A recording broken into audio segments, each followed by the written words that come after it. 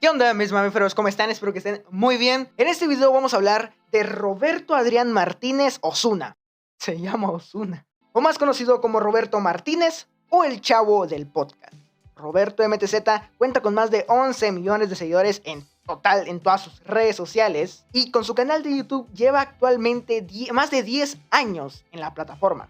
10 años con tu canal de YouTube es un montón, o sea, es uno de los pioneros en YouTube. Y cuenta con dos podcasts, uno llamado Cosas con Jacobo Wong y el otro Creativo, siendo este top 4 de los podcasts más escuchados en México. También es escritor de actualmente 3 libros, el primero México lindo y querido, el segundo Creativo y el tercero El arte de perder. Pero todos estos logros o todo esto que te he contado no siempre fue así.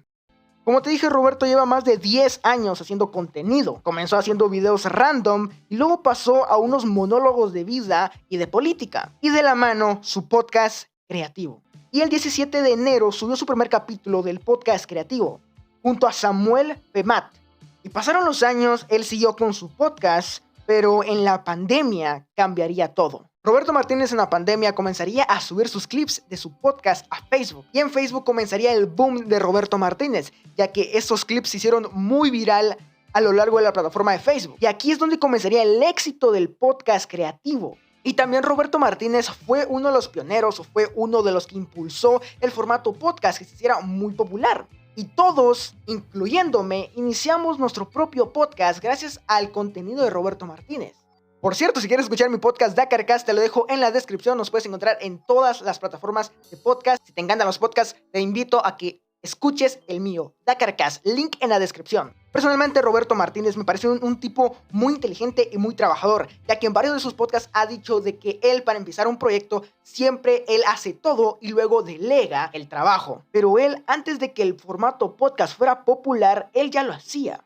Ya que antes yo pensaba que un podcast era solo audio, pero cuando Roberto metió el video fue como un plus a comparación de todos los podcasts, ya que en ese tiempo, como te digo, los podcasts solo eran audios de una persona o de 2 personas, pero no se miraba la cara de las personas. Hasta que Roberto comenzó a grabar los podcasts con cámara. Eso para mí le dio un plus al podcast o al género de los podcasts. Obviamente Roberto Martínez no inventó la cámara, no inventó el video. Obviamente los estadounidenses, como por ejemplo Joe Rogan, lleva años con su podcast y pues él también lo grababa. Pero te digo, acá en Latinoamérica yo no había visto esto hasta que miré a Roberto Martínez.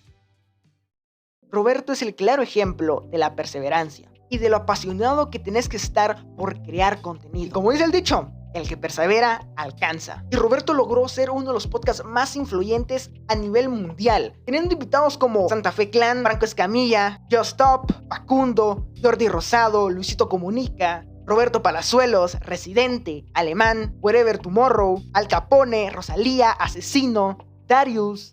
Creo que Roberto nunca se imaginó tener a estos invitados en su propio podcast. Desde acá le envío felicitaciones y agradecimientos por la inspiración que me dio a mí a crear mi propio podcast. Roberto Martínez es un claro ejemplo de la perseverancia y lo apasionado que tienes que estar por crear contenido. El que persevera alcanza. Roberto Martínez lleva más de 10 años creando contenido. Tiene uno de los podcasts más influyentes en todo el mundo.